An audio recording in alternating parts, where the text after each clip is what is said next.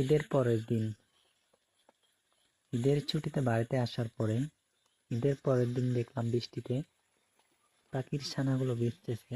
তো আমার একটু মায়া হলো। আর পাখির ছানা কার না মায়া হয়, সবারই তো মায়া লাগে। তো আমি কি করলাম, ছাতা নিয়ে ওইখানে একটা গর্ত করে, চিন্তা করলাম গর্ত করে একটা ছাতা দিয়ে দিই। তো গর্তটা করলাম, করে শেষে একটা ছাতা নিয়ে ওইখানে গেড়ে দিচ্ছি। বাঁশের মধ্যে ছাতাটা বেঁধে দেবো এখন। ওইটা বাঁধার পরে দেখবো ওগুলো ভিজতেছে কিনা, ভালো মতো চেক করে দেব।